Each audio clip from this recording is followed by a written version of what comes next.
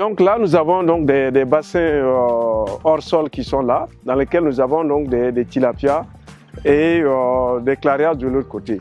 Et donc, comme vous pouvez le constater ici, l'eau qui rentre dans ces bassins va ressortir par là. Regardez la coloration donc de cette eau déjà, parce que les poissons dans leur consommation, leur déjection, tout cela, elle va continuer en fait beaucoup donc de matières organiques telles que les nitrates qui sont très intéressants pour les plantes. Et donc cette eau qui est là, au lieu donc de la laisser partir dans la nature, non, on va récupérer cette eau qui est très riche. On va la récupérer et vous voyez bien sûr cette eau qui est là, on la récupère pour bien sûr faire cette production végétale ici. Ici c'est les aubergines qui sont là et qui ont été produits. Il n'y a pas eu d'engrais qui a été utilisé. C'est juste à partir donc des eaux usées qui sortent de là et qui ont permis donc de produire cela.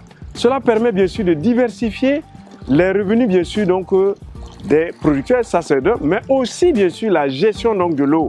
Parce que l'eau est une ressource rare dans nos pays et donc il faut bien sûr la chose. Donc ça montre un peu l'intégration entre ces éléments et ça c'est quelque chose d'extrêmement important. Ça c'est une partie, c'est les aubergines. De ce côté ici, vous voyez nous sommes en train donc de faire des essais ici sur la banane plantée.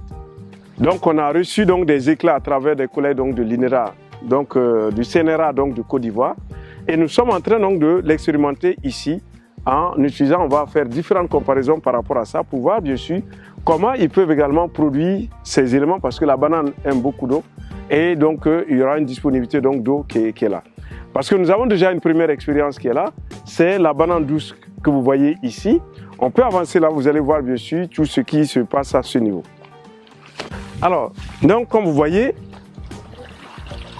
l'eau qui sort donc de ces bassins ici, vous voyez, on a les canaux ici, on dévie cette eau par là, qui va aller par gravité pour aller alimenter les bananiers. Donc vous pouvez regarder ici, c'est cette eau qui est là, qui va venir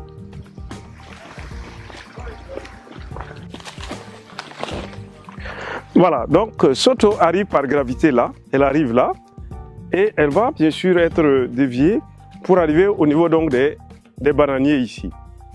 Donc vous voyez l'eau qui continue jusque là. Donc il n'y a aucune nécessité en fait donc de pompage. C'est l'eau directement issue donc de ces bassins qui va être drainée et qui va bien sûr permettre donc de produire la banane ici. Voilà. Et donc comme vous pouvez les regarder, hein, vous voyez les différents régimes donc de bananes qui sont là. On peut rentrer à l'intérieur, vous allez voir bien sûr tout ce que cela a permis donc de produire.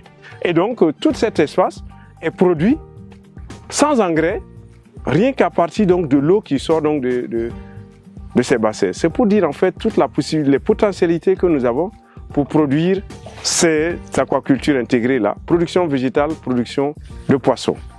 Voilà. Alors, donc également, on a un grand bassin ici que je vais vous montrer, qui est un bassin où on va récupérer toutes les autres eaux usées qui arrivent là, que nous allons utiliser parce qu'on a donc des éléments qui sont plus en hauteur. Donc on va utiliser une motopompe pour simplement utiliser cette eau et les irriguer. Donc l'eau qui sort n'est pas perdue, elle est récupérée et elle fait une boucle toujours.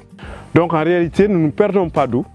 Toute l'eau que nous pompons bien sûr du forage pour pouvoir alimenter bien sûr nos élevages, nous les réutilisons bien sûr sur ces productions végétales qui sont là. Ce qui nous permet donc d'économiser cette eau qui est là, mais aussi donc de diversifier bien sûr le revenu donc des producteurs. Voilà un peu l'intérêt donc de cette intégration entre la production de poissons et bien sûr les productions végétales.